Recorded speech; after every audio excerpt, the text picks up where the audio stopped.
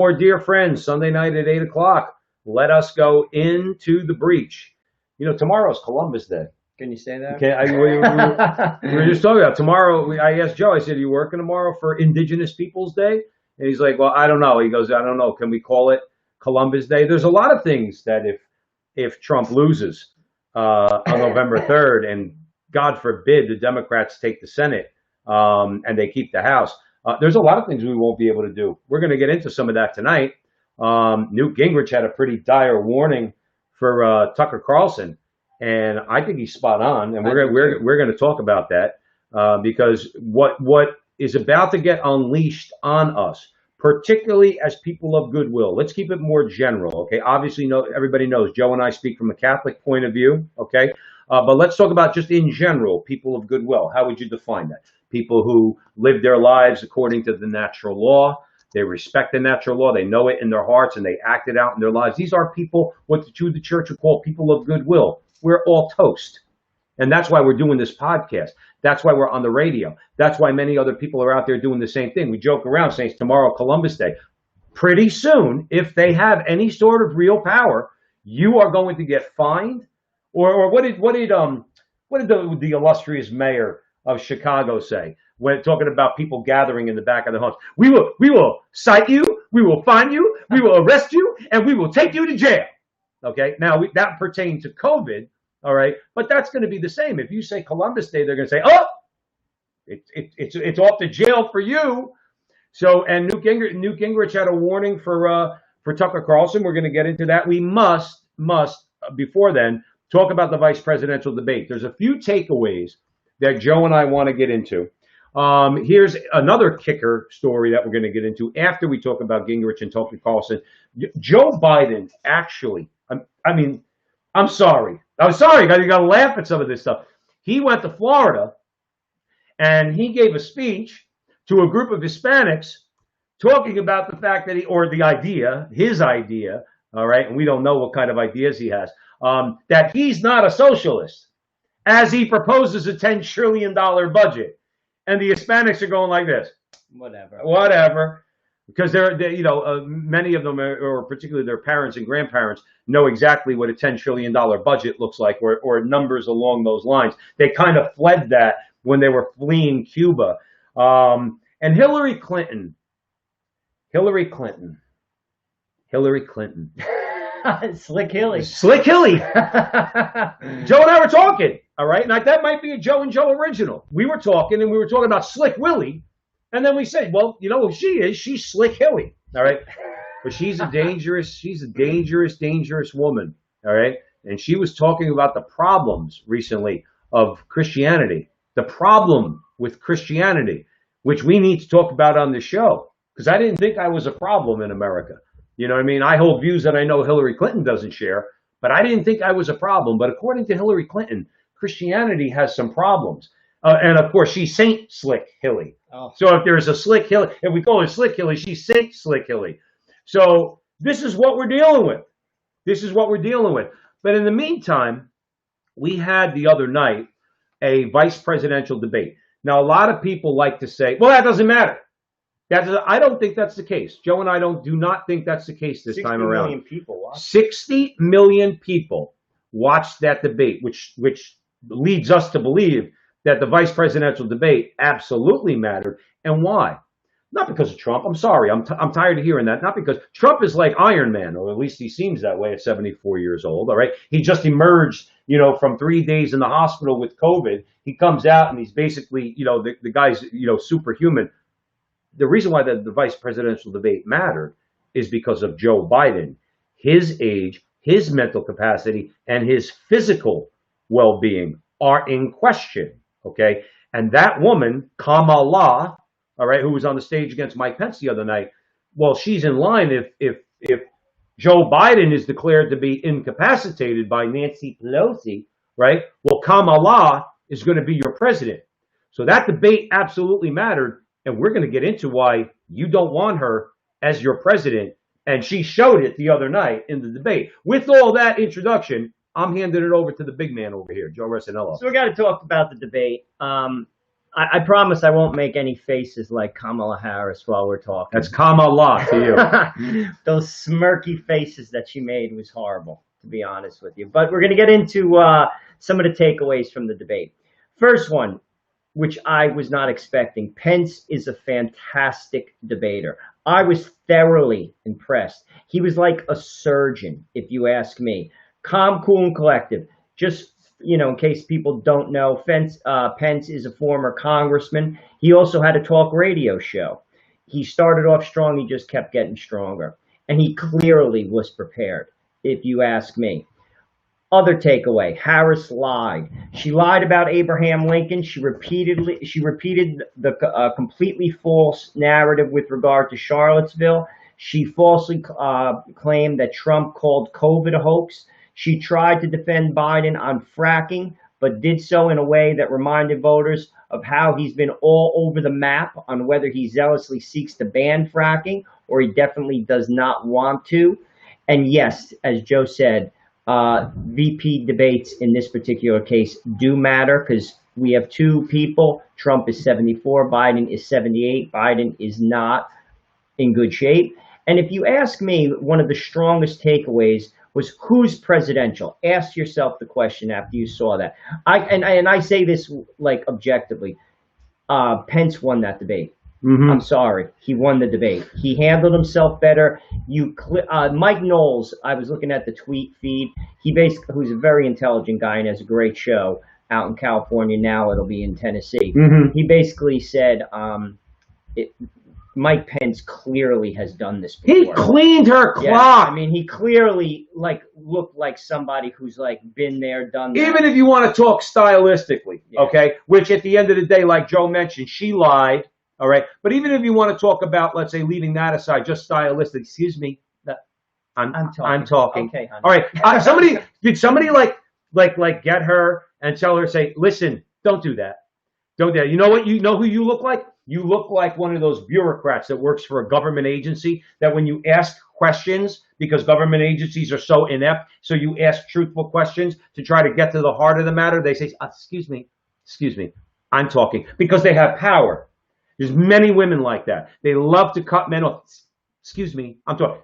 That was a dud for her. A lot of people look at that and say, what's that called? Cringeworthy? That's cringeworthy. Whereas Mike Pence, like I said, he was very measured, okay? Even when he polite, he landed bombs, okay? On Kamala Harris, particularly like you said. Fracking is a perfect example. Joe Biden said he will end fracking. He didn't say he'd end funding for fracking. He said he'd end fracking, okay? Then he goes to Pittsburgh and says, I never said that. Well, Joe, look, see, there's this little invention here, all right? This is called a device that captures video, same as this device here. And you're caught on video, okay, doing that. You know who else? You know what else? She really was really sucking up to Joe Biden. And again, given the fact that we have video, she called him a racist. She called Biden a racist in the primary debate. That's basically what she said when she said, Joe, that little girl that you didn't want to bust to school, that little girl was me. All right. What's the matter? He's not racist anymore because he's at the top of the ticket. But Pence tore that apart. Pence tore everything about her apart. Okay. And the bottom line is Kamala got her butt handed to her. So Molly Hemingway in the Federalist, she had a couple good takeaways. Like Joe mentioned, a couple. Pence's superpower is debating. That was her first takeaway. Very good. Like Joe said, measured, right? Would you agree? Oh, absolutely. All right. Kamala's superpower is something other than debating. I don't know what her superpower might be. I won't even venture a guess, Joe Resinello. In all honesty, I think she's a weak candidate. And I'm not saying she's stupid. She's not stupid. I don't agree with her from a policy perspective. But honestly, and I say this objectively, she's a weak candidate. Keep this in mind. She came in third in her own state. Behind Elizabeth Warren. And Bernie Sanders. Right. In her own state. She did not even carry her own state. If you ask me, she purely was chosen because she fits a mold, a demographic that they're trying to basically, reach to. Right. She is a biracial woman, and that is, they wanted a woman. She's, half black, half Indian. But as far as a candidate, and this goes, it doesn't matter whether she's black, white, woman, man, whatever. I think she's really not a strong candidate. No. And frankly, her performance was not strong. No, not at all. And I'm saying that objectively. And Biden, sorry. And Biden stepped in. Look, Kamala wouldn't have a shot at being vice president if Biden didn't pigeonhole himself by saying, I'm going to nominate a black woman. He should have left it open, okay? But in the interest of pandering, because that's what he was doing, he said, I'm going to nominate a black woman. Well, you know what? There is nobody else except her. That's Stacey Abrams. Oh, no. That's Stacey Abrams in Georgia. If anybody comes off with seemingly with more lack of knowledge and of being charitable than Kamala, it's her. Okay. And then there was the other radical the other radical socialist that he was thinking about putting on. To be honest with you, they already have the black vote. And when I say that, you're probably going to get 70%. I think Trump is going to break all records with regard to African American support for a Republican this shot around. Maybe say he gets 27%. You already have a large majority of the black vote. If you ask me, the demographic that they should have went for was the Bernie people, and that's why they should have picked, and I can't stand her, but they should have picked Elizabeth Warren. Right. And I think Warren, again, I don't agree with her, but I will speak honestly to you. She is much more skilled as a politician than Kamala Harris is. By far. Yeah. And she would have done a better job. She would have been better on the ticket than this arrogant woman. And I'm not talking about ethnicity. I'm not talking about race. I'm just talking about pure doing the job. I was not impressed. And the takeaway from this, the biggest takeaway is who is presidential? Mm-hmm. Who is presidential? That's what people were looking. That's why 60 million people watch this. And it's to be honest with you, a no-brainer. Mike Pence was. That is undeniable. That's right. And Mike Pence, and again, talking about his being even keel, his composure, his demeanor, and everything. But he was up against two people. And listen, all the left out there, okay? It's always the same with Republicans in debates. They're always up against their opponent and the moderator. That was proven with Chris Wallace, okay? And that was proven here too. In other words, Molly Hemingway basically looks at it and she breaks it down. These are biased questions. Kamala did not get the questions that Mike Pence got, or at least not framed in the way that this woman did. So you're looking at, this is Nancy Pelosi biographer, Susan Page. She moderated the debate, okay? And again, they tried to make it seem like in the mainstream, if you want to call them MSM, the mainstream media, that Pence kept cutting her off and going over the 2 minutes. They fact-checked that. Kamala spoke for 38 minutes. Mike Pence spoke for 35. Okay, so that's number one. Susan Page made sure she was right on top of Mike Pence. Why? Molly Hemingway points out she was right on top of Mike Pence at 2 minutes, and he would go over the 2 minutes. But Kamala was short of 2 minutes because she had nothing more to say. You know what I mean? She would give her talking point, but because she's not a deep person. She's not thinking about these things deeply. She doesn't have anything more to say. So she was falling below the 2 minutes. But here's an example of their bias, okay? The first question to Pence, for instance, this is Molly Hemingway in The Federalist, okay, was that the U.S. death toll was worse than almost any other wealthy country on earth, okay? That's what she said. This is Susan Page saying this, okay? But here's the fact. The U.S. case fatality rate of 2.8% is below Italy. Now, again, we're not talking about some island in the South Pacific, okay? Italy, United Kingdom, Belgium, Sweden, Canada, France, Netherlands, Spain, Switzerland, and Germany, okay? But Susan Page framed the question that, well, we did worse than all of these other wealthy nations. Okay, so she lied. She also didn't press Kamala on vaccines. Okay, whereas Kamala you don't really know where she stands. She also didn't press her on stacking the Supreme Court. Okay, they basically give them a pass. So if they don't press them to answer, then they give them a pass. And on abortion, just like Chris Wallace said in the debate with Trump and Biden, we'll come back to Roe versus Wade because they didn't want to talk about abortion. They can't talk about abortion. Okay, and guess what? Susan Page pulled the same card. But see, she pulled the same card. Susan Page, I mean, clearly they're all biased. They're all biased, as Joe said, but she did a million times better than Wallace. Wallace disgraced himself, and I'll tell you this: he disgraced Fox. He disgraced them. Mm-hmm. He was absolutely, positively helping Biden. And I still say that Trump, if you basically get past all the nonsense, was more substantive in the first debate. Because that's another point we're going to get to with regard to this debate. They have no policy. Nothing. They have no policy. Their policy is this: I hate Donald Trump. That's the policy. Right. And frankly, And that's how she started out the debate. I hate Donald Trump. In so many words. This is what Ari Fleischer had to say regarding Susan Page's performance. She said, Page asked questions regarding the President Trump's most controversial statements. Fair enough, but she didn't ask about Biden's, you ain't black statement, blacks aren't diverse, flip-flopping on fracking, packing the court, or Harris comparing ICE to the KKK. Right. You see, that's not legit. These, just like he said, it's fair, it's a debate.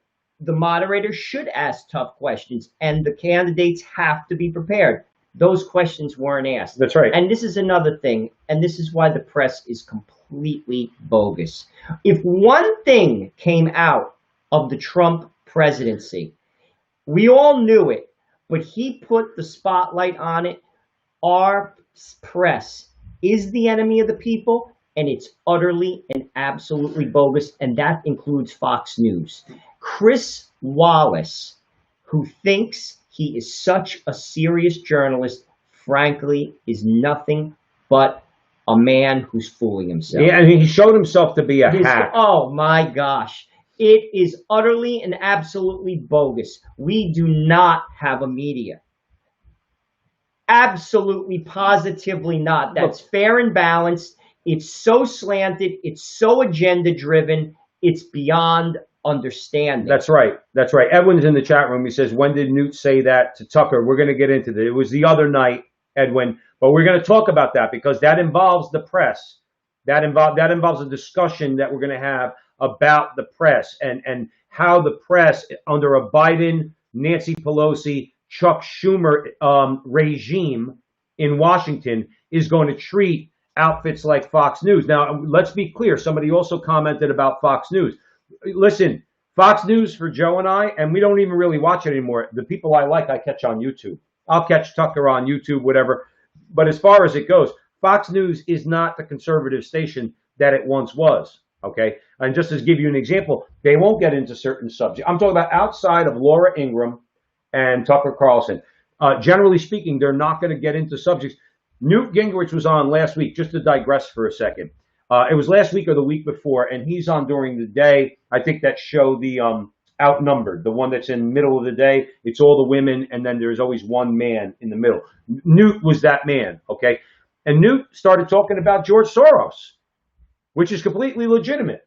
And what do you think, Melissa Francis, I was very shocked that well, we don't need to go there. What are you talking about? We're being attacked by George Soros. In the church, we're being attacked by his people in the church, in our government, in our culture, okay? He's backed all these state attorneys general and these district attorneys that are absolutely wacko, okay? And it's not legitimate. Fox News cuts him off and said, well, let's not go there. And Maria Sharf, who's an Obama hack, she turned around and said, yeah, I second that. Oh, you don't want to talk about George Soros. So Fox is also censoring people talking about the truth outside of Tucker Carlson and Laura Ingraham. But let's talk a little bit more about the debate. Another part, real quick, smugness. Yeah, horrible. That woman is smug as smug could be. All right, like I said, she's the typical government bureaucrat because she has some power, okay, and her job is protected. She thinks she could talk to you however she wants, and that's the way she was talking to Pence. Again, to Mike Pence, this is why I'm not a politician, Joe Rossinello, because I would have blown a gasket. I'm not Mike Pence. Mike Pence was cool as a cucumber. Oh, my Lord. I'll be honest with you. Like I said, he was like a surgeon. And frankly, he just took her apart piece by piece, blow by blow, slowly but surely. And to be truthful with you, there's no question about it. Anyone who watched that debate that is fair knows who won it. And Mike Pence won it. Mike Pence won it. But the thing I found interesting and how I know Mike Pence won it is I always, after I watch these things, flip to a liberal channel like MSNBC and CNN. I want to see their reaction. They were going ballistic. because they know she lost. And they used a term I've never heard of before in my life. Mansplaining. No, yeah, that's been around a while. I've never heard that. You know what they know mansplaining is? Mansplaining is when a man is speaking to a woman and he actually tells the truth. In other words, like, and may say, well, let me explain to you. And then he goes on to tell her the truth. Oh, you're mansplaining. So that means mansplaining is the same thing as hate speech. No matter what comes out of your mouth, they've already described it as negative. And we're going to get into that. I want to get into hate speech and the danger of hate speech when we talk about Newt Gingrich and Tucker Carlson. But that's what they do, mansplaining. Mansplaining means you're a man, shut your mouth. Yeah, but I have something to say. You're a man, shut your mouth.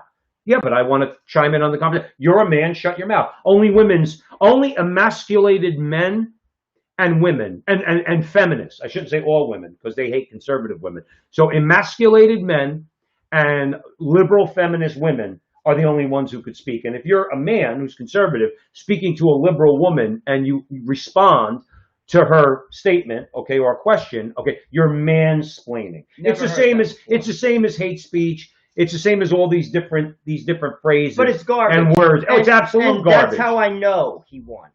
You see, that they once again, they try to come off as serious journalists, nothing but hacks. But blame Republicans, Joe. Hacks. Republicans never grab their stones and say to the Commission on Presidential Debates, we want X, whoever X might be, to be the moderator, and then let them go. Why does Trump have to agree to Susan Page, who's a Nancy Pelosi biographer? The next one, the guy Scully, all right? They caught some text messages with him. Did you hear about this? No. Okay, so I forgot what station he's with. This guy Scully, I forgot his first name. So he's going to be the moderator in the next debate. He's a Biden intern. He was a Biden intern, and he worked closely with Ted Kennedy throughout his career. And now he's caught texting, basically, back and forth. Again, I don't know all the details. But the Republicans, are they going to do anything about this, or are they just going to roll over like they always do and say, well, he's a journalist? No, he's a hack. He worked for Biden. He worked for Ted Kennedy. And you want this guy moderating the debate? Isn't that a bit of a conflict of interest that he's going to moderate a debate between Trump and Biden, and this guy was an intern for Joe Biden? Well, the debate commission, as Bob Dole has said, and that was pointed out by Donald in the chat room, and he's 100% correct, is on the take too. I mean, they don't like Donald Trump. No, they can't stand him. And because here's the deal. They're all elitists. You're dealing with elitists. Donald Trump represents the everyday man, like it or not, people. Mm-hmm. You know, I know Joe Biden's trying to sell this. Donald Trump, there's 1 in 5 people who are out of work, who can't pay their mortgage. Well, what are you doing about it, Joe? What have you done about it for 47 years? Nothing. You've been you're in the business of lying for 47 years. He sold out people's jobs for decades. Please. You see, these elitists are not in it for you. And by the way, they hate you. I hope you know that. Sadly, too many people are voting against Donald Trump simply because they hate him. Right. And that is the stupidest thing. You're cutting off your nose to spite your face. I'm going to tell you this. If Joe Biden wins, to all the people who are simply voting against Donald Trump because they hate him, I'm going to make you a bet. Your 401k is going to go down next year. There's going to be higher unemployment because companies are going to lay people off because regulation is going to drive companies out of America. You're going to overtax corporations and they're going to fire people. They're going to tax the middle class. That is the biggest lie I have ever heard in my entire life, that he's only going to tax people who make over $400,000 a year. How are you going to come up with $10 trillion worth of additional budget pork without taxing everybody? Mm-hmm. Use your brains. Use your brains. And this is where I hate Donald Trump. I hate Donald Trump. Right.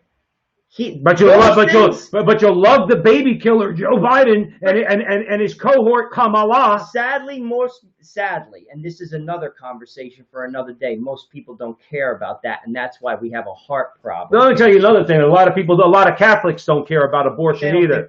We don't care how that sounds. Okay, I don't judge people, but you really going to try to justify not voting for Trump by voting for Biden? In other words, when they're for actual baby slaughter. So I got to hear Trump's a racist, Trump is an adulterer, blah, blah, blah, and all those things. You're going to compare his personal sins?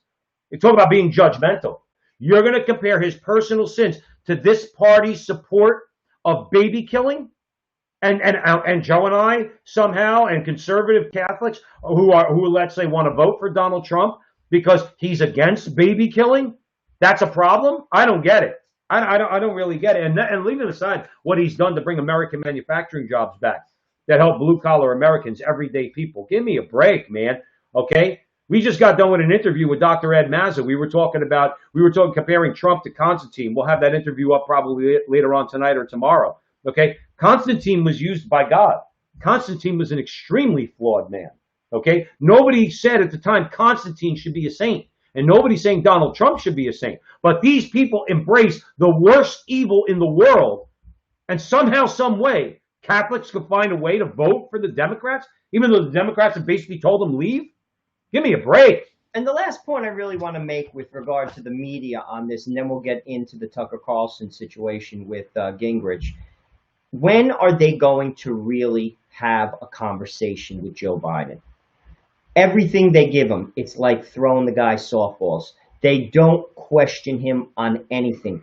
Any of his double talk, he's constantly contradicting himself. Constant. Right. Nothing is really dug into.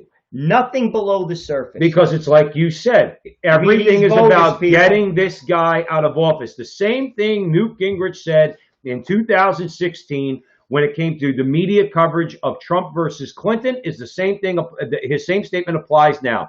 If you had an honest media, Trump would be in the popular vote nationally up by 10%. Easily. If you had an honest media in America. You don't have an honest media in America. Joe Biden is out there saying, well, you know, if court packing, why are you asking me about court packing? When the time comes, that'll become the issue.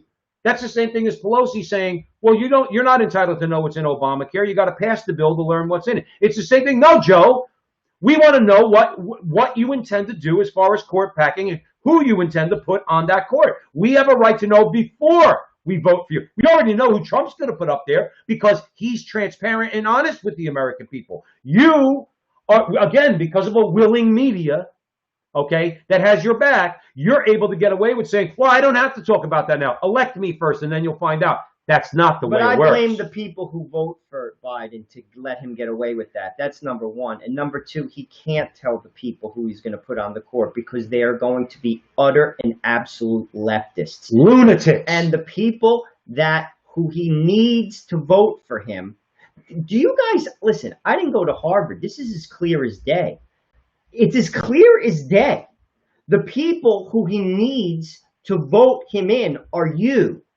But the people he needs the backing of will not tolerate you. Right. So he's lying to you, and that is why he cannot say who he's going to put on the court. Don't you get it? Or let me ask you this, America. Do you care? You see, this is where I'm starting, because clearly I'm not a genius, but to me it's as clear as day. So if I see it, you have to see it too. So then I just have to say to myself, do you care? Do you care? Do you hate Donald Trump so much that it's worth burning down the whole country? Is it worth burning the whole country to the ground? And this is not the Democratic Party of your grandfather. Joe Biden lied, stone cold to your face, and basically said there is no unity document between him and Bernie Sanders. He said that in the debate. Right, he said there's no document. That is a lie. That is a stone cold lie. Look it up. If you Google it, as soon as you get off watching this show, and please don't leave the don't leave afterwards. Google unity document between Joe Biden. What's going to come up is NPR, and the whole document is going to be there. It's 110 pages. He said that didn't exist. Right. He said that Antifa was an idea. Right. He pulled an Adler. This is stuff where you're just like, where is the press? Where is the press? Can you imagine if Donald Trump was saying things like that? No, what they do is they focus on Charlottesville, blatantly rip him out of context. They blatantly just lift part of his statement. They don't keep in the part of the statement where he condemns white nationalists, racists, KKK, Nazis, and all that. And they give Biden a pass with everything. I just want to address, John said in the chat room, how do you feel about Trump's failure to address the pandemic? John, I'm sorry, I disagree with the fundamental premise of your question. Even Fauci, who we don't listen to, said, I never saw anything more impressive. In other words, this was an impressive fight against the pandemic. Moreover, you wouldn't have done any better, nor would Barack Obama or Bill Clinton or George Bush. Nobody knows what Donald Trump was facing at that time. Okay, he took some necessary measures, and he led the country through the pandemic. To say that he failed to address the pandemic, I just don't think is true. Go ask the people in New York where there was a hospital ship that was left empty. In other words, we sent them Trump sent them 40,000 ventilators they never used. Okay, in other words, they had more than enough help. Go ask Gavin Newsom, who said, and the press was trying to get Gavin Newsom to condemn Trump, and Newsom said, listen, requests were made, requests were responded to. I can't say anything bad about Trump. So he did address the pandemic. Maybe he didn't address it the way you'd like, but then again, you don't know exactly what he was going through. And Biden certainly wouldn't have addressed this the way Donald Trump did. Nobody's going to, and Pence brought that out in the debate too. He said to her, he goes, your plan for COVID-19 sounds an awful lot like plagiarism. And Joe Biden's used to plagiarism. I just want to end with one thing before we go, because David Marcus, he made a good point in his article in the Federalist about the debates. He pointed out a few things about, Harris not being pressed by Susan Page to force to answer questions about Supreme Court and all these other things. But here's the way Marcus ended his article. He said, in the 20 days or so left until the election, the Trump campaign and the media need to force Biden to answer these questions. By November 3rd, they must force the real Joe Biden to stand up. Last Wednesday night, Mike Pence got the job started. That's exactly why we started by asking whether or not this VP debate was important. The answer is yes, and it's for Marcus's reason, because Trump is going to force them, all right, and the entire Republican National Committee is going to force them to have to answer these questions. And if they don't, it will affect people's vote. People will say, well, you're not being honest with me. You refuse to answer the question. Whether or not I like Trump's judges, he will still tell me who he's going to put on the court. And honesty and transparency go a long way. So you're at the front line with Joe and Joe. Real quick, I'm sorry, Joe. Just want to give a quick shout out. There's too many people in the chat room right now to give a shout out to. Just to say, we all love you, Dan, everybody, all out there supporting us. Some not so much, but that's okay, because dialogue is important. That's what we're told, right? So dialogue is important. You're at the front line with Joe and Joe. Joe Pasillo, Joe Rossinello. If you're following on Facebook, follow us, like our page, please. Share our videos, and we did a ton of interviews this year. They're all up on our page. The recent one today will be up later with Dr. Edmund Maza. And if you're following us or looking at us on YouTube, please follow us there. Hit the subscribe button and the little bell. We're told that helps with the algorithm. And this way we can get our voices out to a much wider audience, okay? So, yeah, so that's where we're at with the debate. We think it matters, and so do a lot of people. And we think it's going to have an effect on the vote. So, getting to our, this is basically the headline story for tonight. Newt Gingrich warns Tucker Carlson. He says, if Biden wins, you won't be on the air anymore. Keep in mind, Tucker Carlson show, I think it's the most watched show in the history of America with regard to ratings. I'm pretty sure. Even more than Bishop Fulton Sheen in the 1950s. Even more than Joe and Joe. I'm shocked on that. I am shocked at that. And listen, all you good people out there, you better start getting up our rate. We have Tucker Carlson to compete with. But Newt Gingrich, who's usually spot on. Go ahead, Joe. Basically what he had to say is Carlson invited Gingrich on to discuss the VP debate. And during the interview, Carlson asked Gingrich whether he thought Trump supporters would find themselves in trouble in a Biden-Harris administration. The Fox News host called to mind the recent tweet. Get this, I didn't know this. The recent tweet by MSNBC news anchor Chris Hayes suggesting the establishment of a Truth and Reconciliation Commission to deal with Trump supporters. Gingrich responded by pointing out the abuses of power Democratic politicians have exercised this year, including the threat of New York Governor Andrew Cuomo to close the synagogues of the Jewish community in New York if they don't obey. And Michigan Governor Gretchen Whitmire, her coronavirus lockdown measures, which were inevitably found unlawful by the Michigan Supreme Court. This is what Gingrich had to say. He said, these people, if they get full power, will do everything they can in the first 2 years to make the entire country like California and to ensure that no one can ever defeat them for office again. He says, I think it's a very dangerous and foreboding election. I couldn't agree with him more. Yeah, because I could not agree with him because more. here's the difference: Republicans and Donald Trump and conservatives. Okay, we're not looking to pack the Supreme Court. Okay, but if Trump wins, he's not going to pack the Supreme Court. He's just going to fulfill his duty and put up Amy Coney Barrett. So we're not looking to destroy that institution. We're not looking to take away. Donald Trump's not looking to take away the filibuster. Okay, they are. Chuck Schumer said everything's on the table, so you know they're going to do that. D.C. and Puerto Rico, they're going to become states. Okay, Trump's not looking to add states, but everything is cheating. And in the process of cheating, what are they doing? They're taking away the American people's voice. That's right. So that's what they're trying to do. So when the liberals criticize Trump, all right, the liberals criticize Trump and say he's the danger, but Trump's not looking to take away your vote. He's not looking to take away your voice. But see, the Democrats are, and they're telling you they are. They're telling you this. But don't you see? You see, once again, I didn't go to Harvard, and I'm not pretending to be the smartest guy in the room. If I could see it, don't you see it? Don't you see it? This is what's going on. This is not an American idea. Packing the court is a bad idea. You know who said that? Ruth Bader Ginsburg. You know who else said that?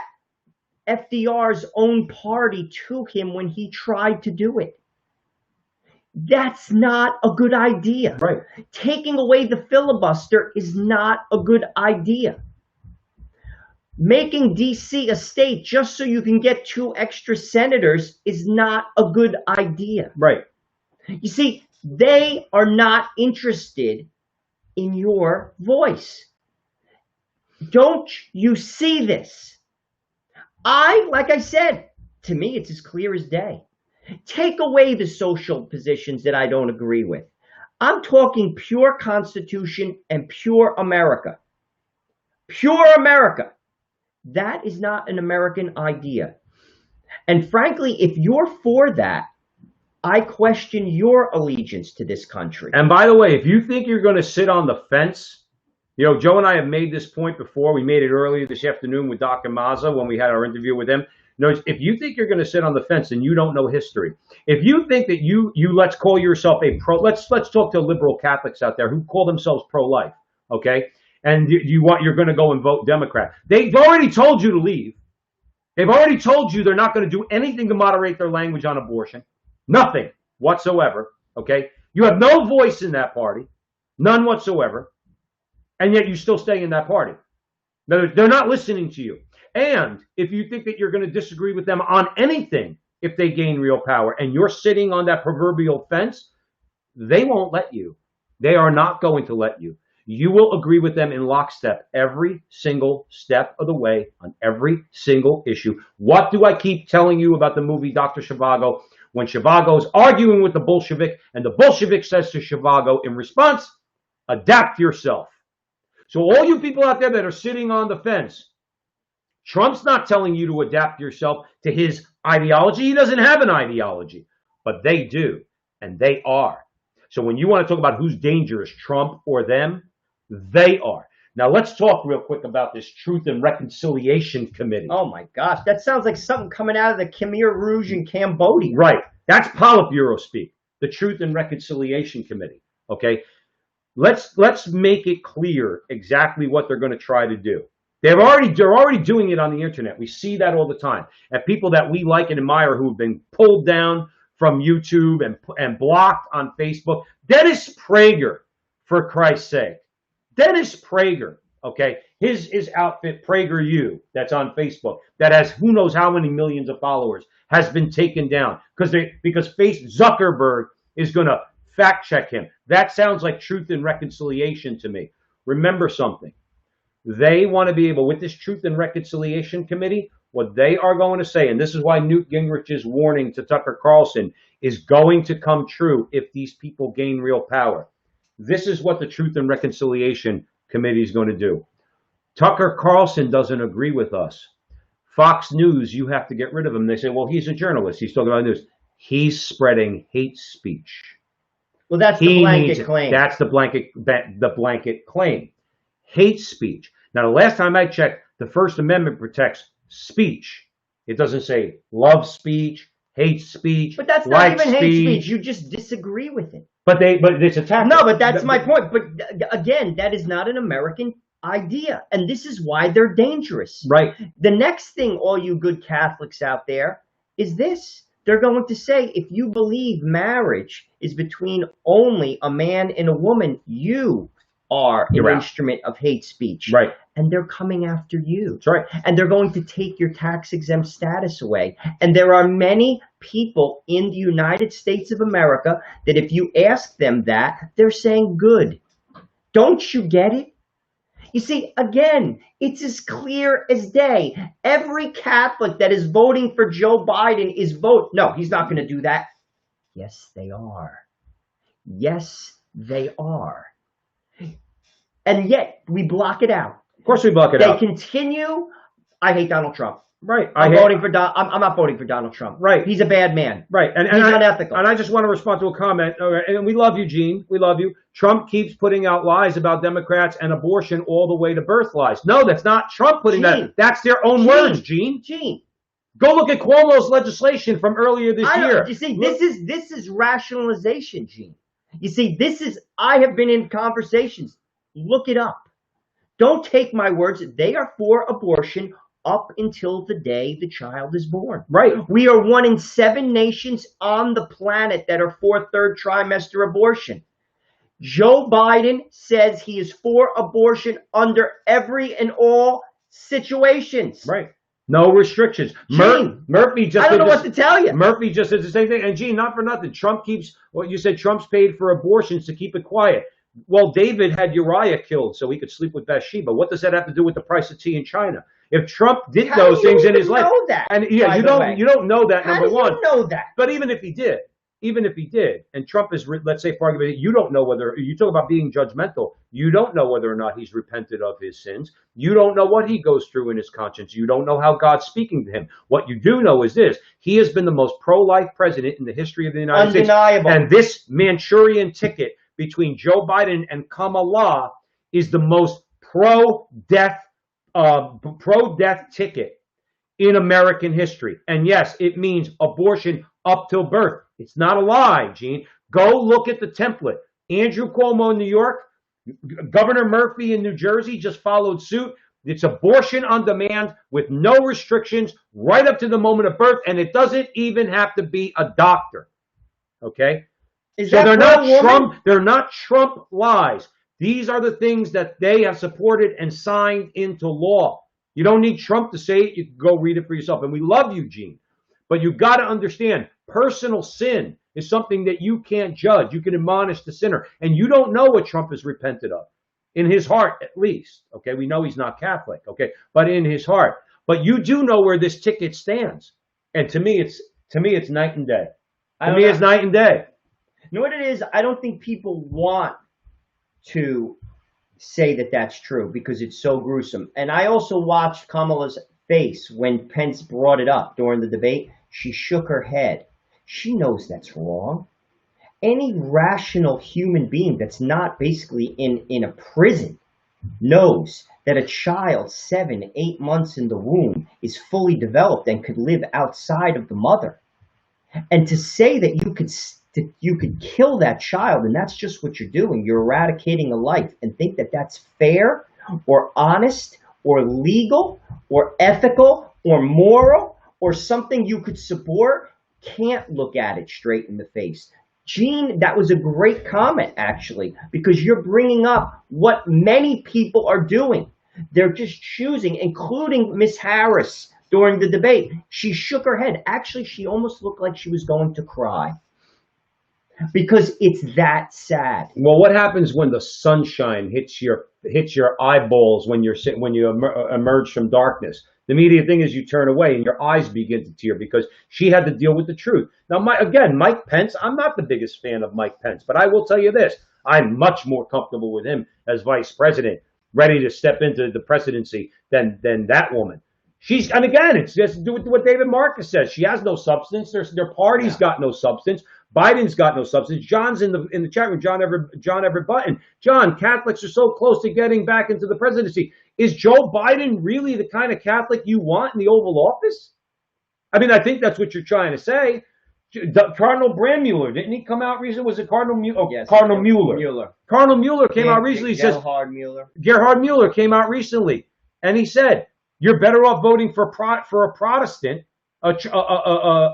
Trump, a Protestant, than you are for Catholic Joe Biden. He didn't use those words, but that's basically what he said. In this case, you're better off voting for a Protestant. If it's Joe Biden's version of Catholicism, whatever that might be, then I don't want him in the Oval Office. I want him in the pews repenting like we all do every week on Sundays. You cannot support abortion and call yourself a practicing Catholic. I know some bishops will disagree with me on that, but many wouldn't. You cannot. Just like you can't call yourself, Ed Mazza brought this up in our interview, you can't say I'm a Freemason and you're a Catholic. Right. That's actually in canon. You cannot say that you're for exterminating the life of an innocent child and be a Catholic, a practicing Catholic. You're baptized, you're not practicing. The two do not mesh. It's like oil and water. You see, it's people like Gene, and I'm not picking on you, Gene, but you're rationalizing a truth away, and that's what a lot of Catholics are doing. They're choosing not to look at something. That's wrong. I'm telling you this. That is wrong. That issue is a disqualifier. It simply is. It's a disqualifier. And I'll tell you this. My prayer for Joe Biden is this. Joe Biden is 78 years old. He is going to be leaving this earth soon. He doesn't look good. Doesn't. It's undeniable. Joe Biden has bastardized his soul for power. And he needs to make that right for himself. Not for me. Right, not for me. I'm just saying, Joe Biden clearly has made a choice. And Joe Biden will soon be standing in front of the Lord. And I just say to him, Joe, if you lose, and if I was going to put money down, you're probably going to. If there's any indication of what happened in 2016, because Trump is polling a lot better than he did then, you better get right with God, sir. Because you, clearly, we covered this last week on our show out of Louisiana. Joe Biden was pro-life. Yeah. In 2008, he made a radical shift. Well, it deteriorated over time, but you're right. The radical shift came in 2008. Why? Power. Bingo. Vice President Biden, not Senator Biden anymore. So now all of a sudden the Hyde Amendment's out the window. Just saying. He told all those blue-collar Catholics in the Midwest, vote for me, I'll take care of your job. And look, I know you don't like my position on abortion. I won't make you pay for it. He reneged on it. He stuck a knife in their back. He is completely in the tank for Planned Parenthood, that evil, evil, evil organization. Okay? That's just full of evil people. Joe Biden can repent. Dr. Bernard Nathanson repent. Dr. Bernard Nathanson killed 60,000 babies in the womb. Himself. He repented. He converted from Judaism to the Catholic faith. He repented and became one of the greatest pro-life witnesses before he died. My view, according to Catholic teaching, there's no reason to believe he did not die in a state of sanctifying grace, that after killing 60,000 babies and repenting, Dr. Bernard Nathanson is in heaven. Joe Biden can have the same thing. Any person can repent. The darkest person can repent. These people, if you embrace baby killing, you have to imagine how dark you are. I'm not saying we don't all have our sins. Baby killing ain't one of them, okay? Anything that where the blood of the babies cries to heaven for vengeance, Joe Biden can repent. We're calling for him to repent. But just to put a finer point, because we went off a little bit on that subject with Newt Gingrich and Tucker Carlson, the speech commissions are going to be formed. And if you say something that's not with the party, you will be called a hater who promotes hate speech, and you will be shut down. They will bring pressure to bear. This is what Gingrich is saying. They will bring pressure to bear on Fox News, and Fox News will get rid of Tucker Carlson, and Laura Ingraham won't be far behind. So if Fox News has any hope of staying, let's say, outside or different from CNN or MSNBC, they lose all that hope if they get rid of those two people in particular. Okay, so Gingrich is right. Get ready for the speech police, because they will be coming to a theater near you. And we're already seeing that on social media, are we not? Facebook, Twitter, what they choose to censor and what they don't choose to censor. We're already getting a taste of it. Right. It will be on steroids if Biden wins the presidency. You heard it here. It's a fact. That's right. So you're at the front line with Joe and Joe Pasillo, Joe Rossinello. Got a lot of good comments going on in the comment box. Again, some of the comments we don't see, some of them we do. So please don't shy away from commenting, because on the platform you're on, we might not see them all. We see some of them. So we see conversations going on in there. Disagreement's fine, because disagreement leads to dialogue. And what is dialogue? What does speech and debate lead to if you're open and honest? Truth. And that's what we're all after, is to speak the truth. Let's keep speaking the truth. Joe Rossinello, where are we headed? Biden was down in Florida and he laughed off the socialist label when he was speaking to Hispanics while admitting the $10 trillion platform that he supports. He says, "Do I look like a socialist?" quipped former Vice President Joe Biden during an NBC town hall. You sound like one. In a word, Joe, yes you do. Biden's platform promised to rake up $10 trillion in new programs as the federal government faced its highest debt and deficits in world history, illustrating the Democratic presidential candidate's leftward lurch since capturing the party's nomination this spring. This is what he says. He says, "Look, I'm the guy that ran against the socialists," Biden continued. Here's a little inconvenient truth, Joey.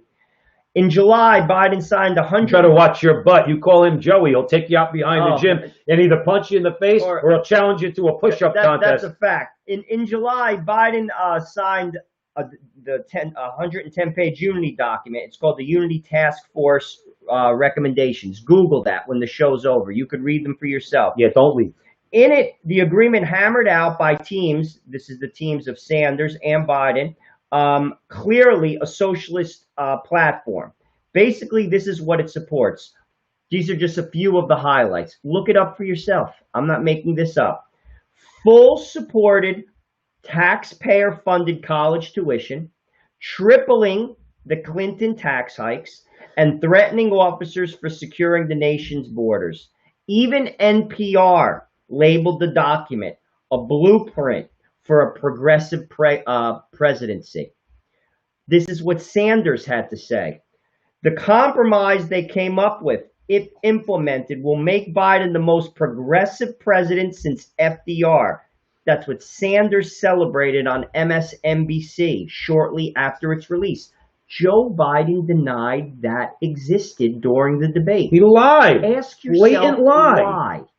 Once again, Joe to Joe, regular Joe to regular Joe out there. Why did he do that? Because he needs your vote to put that in place. And he's hoping you weren't watching, you weren't informed when he signed that with Bernie Sanders. Again, this goes back to the press not doing their job. Did Chris Wallace press him on that and say, well, actually, Vice President Biden, you did sign the Unity document. You put your name on there with Bernie Sanders. You can't say no because it's true. But he's banking that you'll forget, or his mind isn't all there and he doesn't realize that he's blatantly lying. And also, either way, to me, he's unfit for the presidency. He's unfit. Leaving aside abortion, which really disqualifies him, he's unfit. And keep this in mind, this all came before he nominated Harris as his VP candidate. Let me just remind you of a few things that Harris supports. Harris has endorsed Medicare for all, which means all you union guys out there, Joe B., who's in there, who I grew up with in the chat room from East Rutherford. He's a union guy from New York City. We had a union electrician who was talking to us. I can't recall his name, but he mentioned on this in the chat that he was on, that he also probably has ass-kicking benefits. That's 180 million Americans who like their benefits. Many of them are union guys, working hard. Bye-bye. Medicare for all means everyone's got to pay in, which means you're going to get substandard benefits. Fact. That's what Harris stands for. Fact.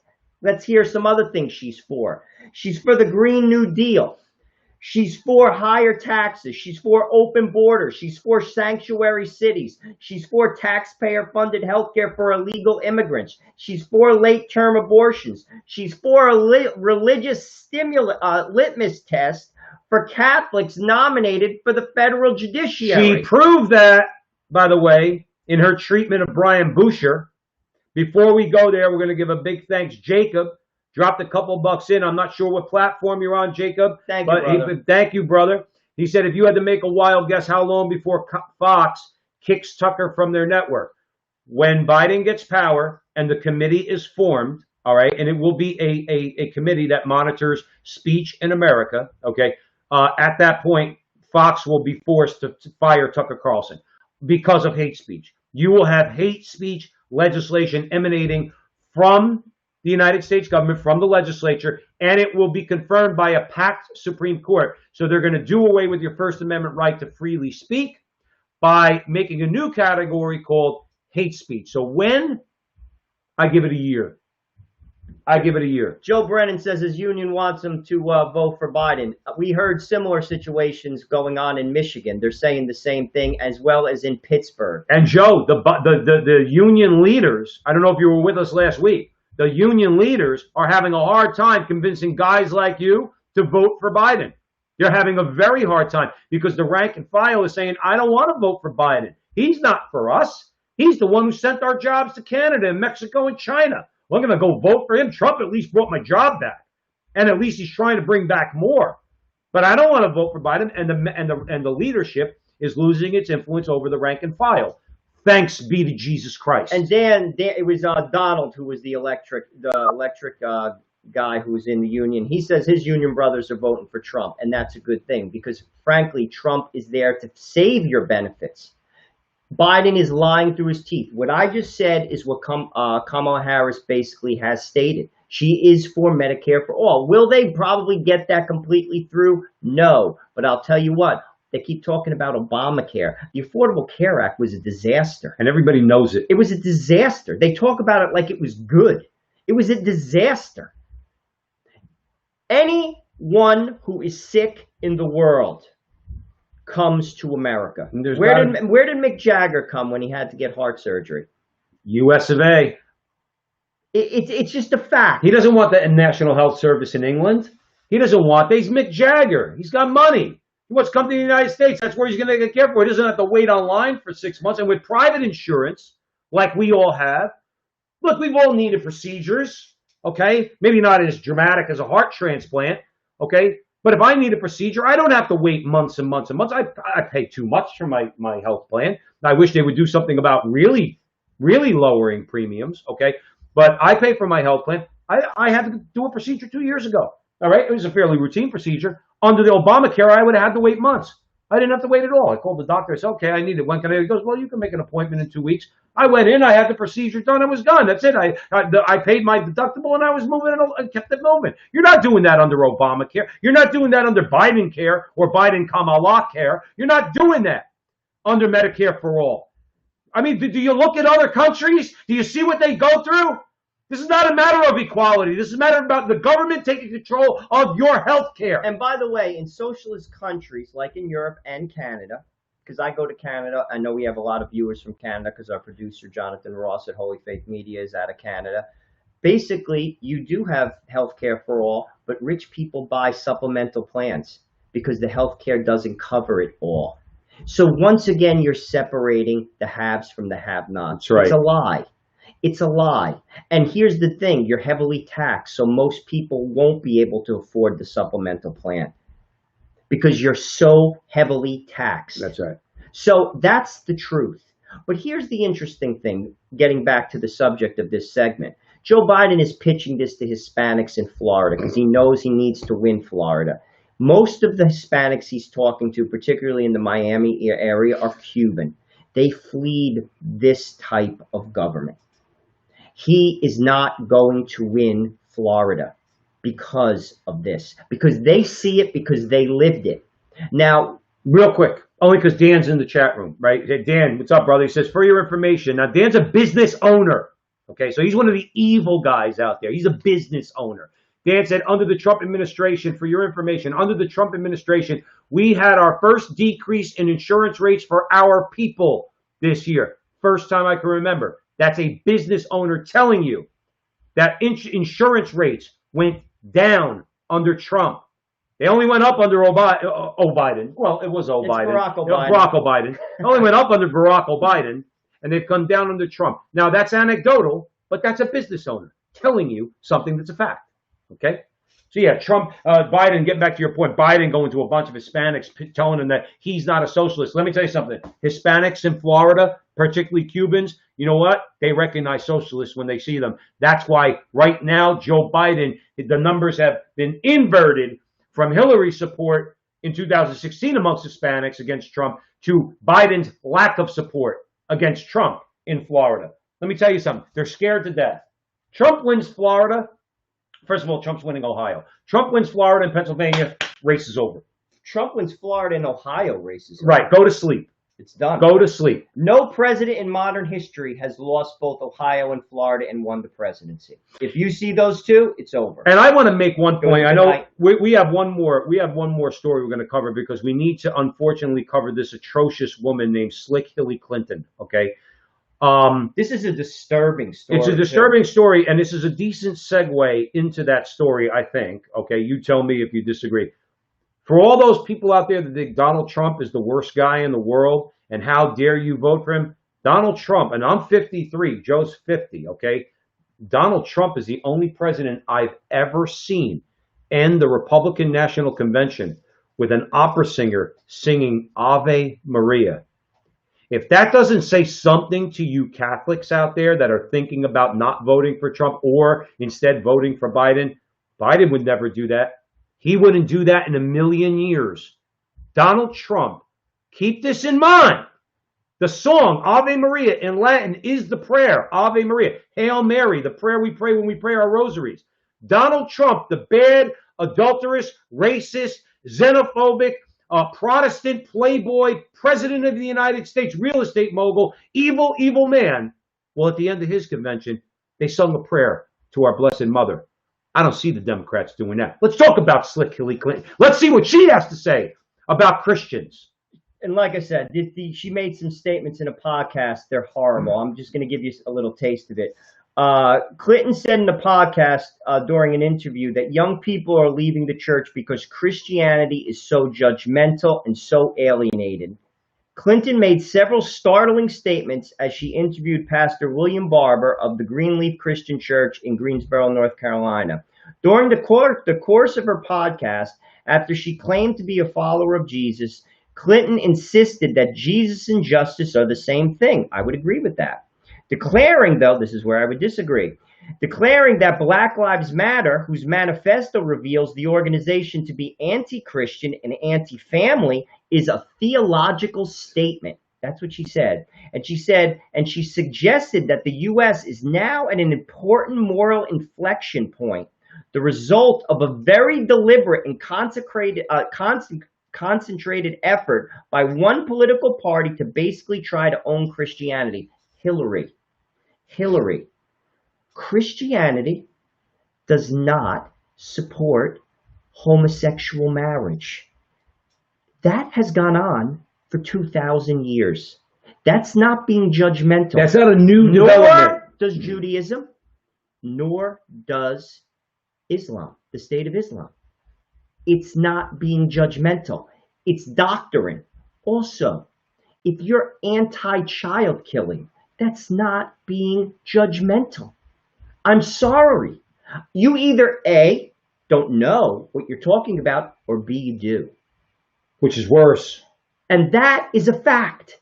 That is a fact. I'm going to give you the quote. Let me give you this. This is disturbing. This is what she said. She said, when you think about what's happening in our country right now, do you see that maybe we are finally going to have a moral reckoning that has been distorted and perverted and postponed for so long?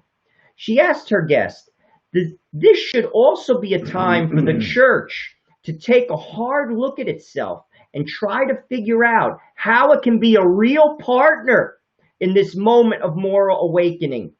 Asserting that Christian churches should be defined by social justice.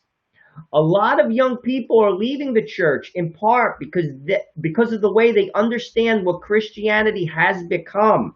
You know, so judgmental, so alienating. Hillary, do you understand what the church teaches? I'm going to repeat it again. This is not my idea. Every Christian denomination worth its salt knows that marriage is between one man and one woman. Leave aside Christianity. Every pagan culture knew that too. The Greeks and the Romans practiced homosexuality. They didn't equate it with marriage. The Jews didn't do that. The Muslims didn't do that. No, the Catholic Church never did that because it's a matter of the natural law, which everybody knows. Okay? Marriage is not based on sex. Marriage is based on self-sacrificing love. There is no self-sacrificing love in a homosexual marriage. Period, exclamation point. Everybody knows that. You know who else knew that? Hillary Clinton knew that up to 2008. Barack Obama knew that up to 2008. Joe Biden is the one that got out ahead of them. Again, getting back to Mr. Catholic himself. Okay, he actually opened his mouth and they were mad at him because they didn't want to make that political decision. But then because he did, they had to make it. And that's when they changed their mind. Hillary Clinton's nobody to preach to anybody about intolerance. She called us all deplorables because we don't agree with her. We want to protect babies in the womb from being slaughtered by people like Hillary Clinton, and we're deplorable? I'm the deplorable one because I don't want to see a baby slaughtered in the womb. You want to kill that baby and somehow you're the noble one? You're the good one. You're the enlightened one. And people like you. Give us all an effing break. Christianity's not changing, Hillary, because you don't change Christ. And you don't change his church. You conform to him and his church. Or else I don't want to be in your spot at your judgment. That is a judgmental statement, I know. And Christianity isn't basically a vote or a population or a popularity contest or basically a poll. You see, this is what they get wrong. It's Christ said, I'm the Alpha and the Omega.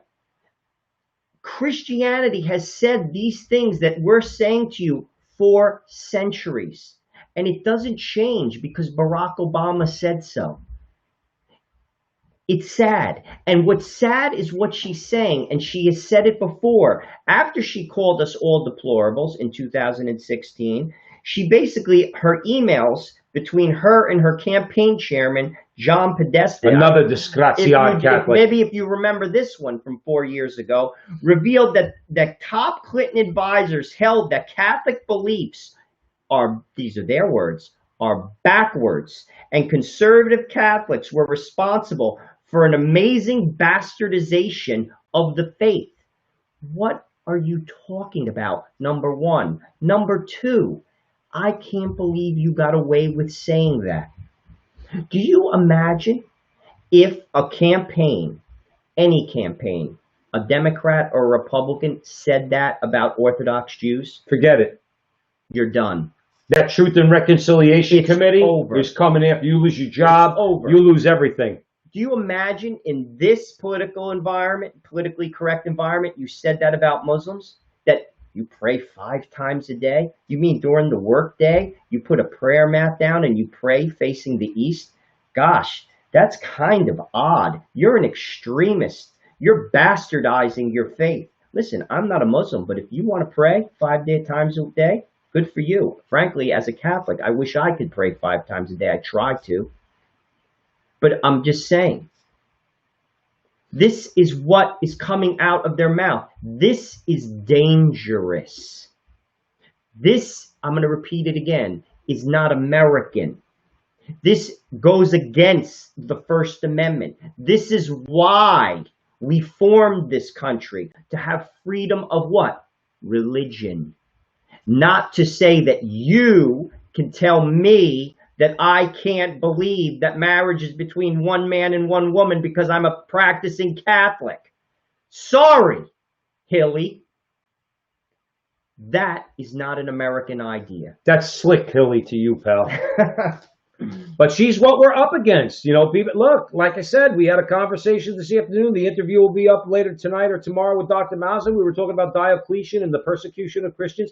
The parallels are striking. That's the scary part, is that why doesn't anybody bother to read history and to see that this has been done before?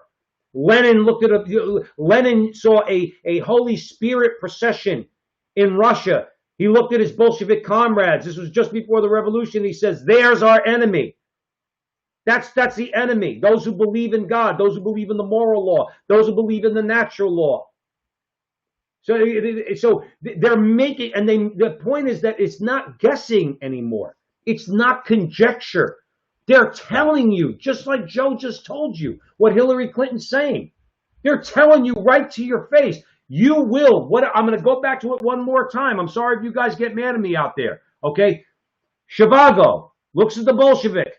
He's arguing with them, and the Bolshevik says, adapt yourself. Hillary Clinton said that. That's what she's saying to Christians. Adapt yourself. We don't care about your church. We don't care about your Bible. We don't care about any of it. All we care about in your religion is the idea of feeding the poor so we could use that idea for more political power. Don't talk to us about marriage. Don't talk to us about sex. Don't talk to us about thievery because they steal our money through confiscatory taxation and usurious compound interest, okay, through the banking system. Don't talk to us about any of that. Just talk to us about the poor. We'll use it for political power. If you want your Christianity, do it behind closed doors and keep your mouth shut. That's what Hillary Clinton's saying. She's telling you and all of us, adapt yourself. And our answer, as we've said all the time, is no, Slick Hilly. No, we don't adapt ourselves to what you want us to be or what you want us to do. We're going to fight against you tooth and nail. Tooth and nail. And Trump's going to win on November 3rd. Your mouth to God's ear. And I don't care what anybody says. God is using Donald Trump. Just like he used Constantine. He's using Donald Trump, and all you people better get it through your head out there. Okay? In using Donald Trump, he's giving us a little breathing room. If we don't step up and start fighting against the evil in this culture, then I dare say next time around, God's going to say, I gave you your shot. I gave you a shot to do something. You didn't do it. Now I'm stepping in. And when God steps into this God-forsaken culture that we live in, you better watch your butt. I don't care how that sounds. You better watch your butt. We all better watch our butt because God's going to be a little pissed off. 60 million American babies who never had a chance to be born might have something to say to God about our treatment of them over the last 50 years. This party needs to be defeated. They are Ronald Reagan called the Soviet Union the focus of evil in the modern world. The current focus of evil in the modern world, Joe Resinello, is the Democrat Party in America. There is nothing good about that party. Nothing. It's a good show. Yeah. Hopefully it gets out there. Share it with your friends on Facebook. We don't care. We're beyond caring, Joe and I. We're beyond caring. All right? I love America. America's got a lot of problems. I love my country. Oh, it's my country. I was born here. So was Joe. Joe, I was born in Newark, New Jersey. I wasn't born. I always said this my whole life. I wasn't born in Castelnuovo di Conza, Italy. Okay? I'm not an Italian American. I'm an American of Italian descent. First and foremost, I'm Catholic. Okay? I love my country and I want to save it. I want it to be a good place for people to live in and a moral place for our children. Okay? That's why I'm voting against the Democrats, because they are the focus of evil in the modern world. So we thank you for listening to us. We got a little heated tonight. It's good. All right? But that's what we do at the front line with Joe and Joe, because the truth gets you heated. Okay? And the truth has to be spoken in season and out, as my brother Joe Resinello always says. So please share this video if you like with your friends on Facebook. Please follow us. Like our page. If you're watching us on YouTube, please hit the subscribe button. Hit the little bell. Don't forget, we have a constant GoFundMe campaign going on. If you want to drop in a couple bucks, you can find us at Support the Frontline with Joe and Joe on GoFundMe. If you're feeling generous, please support us with your prayers. And don't forget, we are on the Crusade Channel. And the Crusade Channel is an awesome radio station out of New Orleans. That's Mike Church's radio station. You can find it at crusadechannel.com. Always on air and always online. You can do a free trial subscription for 30 days, I believe. And I think they reduced the subscription rate to $10. Yeah. All right. And you got a lot of great shows, not just Frontline with Joe and Joe. Mike Church has a 3-hour show every morning. There's Rick Barrett, Dave Simpson, Aaron Barker, brother Andre Marie, and the Frontline with Joe and Joe. Chat room is free. And the chat room is free. It's a great, great station. We encourage you to go to crusadechannel.com and check it out. And until next week, just remember that our conversation is your conversation, and that conversation, it's going on everywhere. See you next time. Thanks for listening, guys.